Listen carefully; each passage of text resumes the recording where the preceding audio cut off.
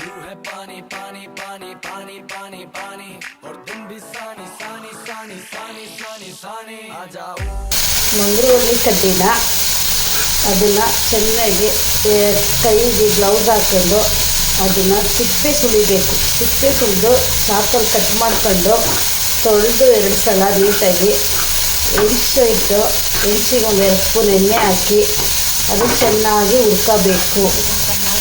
ಇದು ತುಂಬ ಒಳ್ಳೆಯದು. ಮೂಳೆಗಟ್ಟಿ, ಮಂಡಿ ನೋವು, ಕಾಲು ನೋವು ತುಂಬ ಒಳ್ಳೆಯದು. ಇದಕ್ಕೆ ಕಟ್ ಮಾಡಬೇಕು. ಇದನ್ನು ಕಟ್ ಮಾಡಿಕೊಂಡು ಇದನ್ನೆಲ್ಲ ಮಂಡಿ ನೋವು, ಕಾಲು ನೋವಿಗೆ ತುಂಬ ಆರೋಗ್ಯಕರವಾಗಿದ್ದು ರೆಸಿಪಿ ಇದು. ಇದು ಚಟ್ನಿ ಮಾಡ್ಬೋದು ಹೊರಗಡೆ. ಮತ್ತು ಇದು ಚಟ್ನಿ, ಕಾಯಿ ಚಟ್ನಿಗೆ ಎಲ್ಲ ಯೂಸ್ ಮಾಡ್ಬೋದು. ಮನೇಲಿ ಮಾಮೂಲಿ ಚಟ್ನಿ ಮಾಡ್ತೀರಲ್ಲ, ಹುಣಸೆಹಣ್ಣು, ಬೆಳ್ಳುಳ್ಳಿ ಎಲ್ಲ ಹಾಕಿ ಅದನ್ನೆಲ್ಲ ಹಾಕಿ ಕಾಯಿ ಹಾಕಿ ಚಟ್ನಿ ಮಾಡ್ಬೋದು.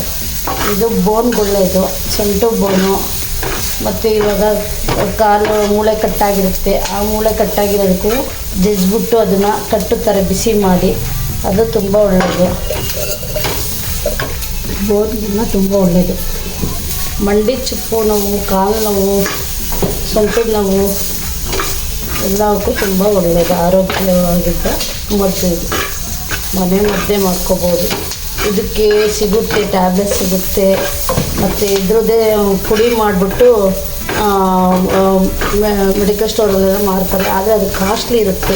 ಅದ್ರ ಬದಲು ಒಂದು ಕಡ್ಡಿ ತಗೊಂಡು ಈ ಥರ ಕಡ್ಡಿ ತಗೊಂಡು ಅದನ್ನು ನೀವೇ ಪಾಟಲ್ಲಿ ಹಾಕ್ಕೊಂಡ್ರೆ ನಿಮ್ಮ ಮನೇಲೇ ಬೆಳೆಸ್ಕೊಂಡು ಇದನ್ನು ಕಟ್ ಮಾಡಿಕೊಂಡು ನೀವೇ ಮನೇಲಿ ಮಾಡ್ಬೋದು. ಮತ್ತು ಒಬ್ಬರು ಸಾಂಬಾರ್ಗೆ ಹಾಕ್ತಾರೆ. ಇದು ಚೆನ್ನಾಗಿ ಹುರಿದ್ಬಿಟ್ಟು ಸಾಂಬಾರ್ಗೆ ಹಾಕ್ತಾರೆ. ತುಂಬ ಒಳ್ಳೆಯದು. ಆದರೆ ನಾಲ್ಗೆ ಎಲ್ಲ ಕಡಿಯುತ್ತೆ. ಇದು ಚೆನ್ನಾಗಿ ಉರಿಬೇಕು, ಡ್ರೈ ಚೆನ್ನಾಗಿ ಮಾಡಬೇಕು ಎಣ್ಣೆಲಿ. ಇಲ್ಲಾಂದರೆ ಕಡ್ತಾ ಬರುತ್ತೆ, ಕೈಯೆಲ್ಲ ಕಡ್ತಾ ಬರುತ್ತೆ. ಕೈಯಲ್ಲಿ ಸುಲಿಯೋಕ್ಕೆ ಹೋಗಬಾರ್ದು.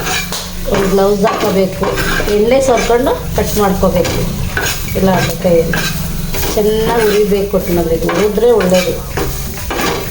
ಕಲರ್ ಒಂಥರ ಬ್ರೌನ್ ಕಲರ್ ಬರಬೇಕಿದು. ಚೆನ್ನಾಗಿ ಉರಿಬೇಕು.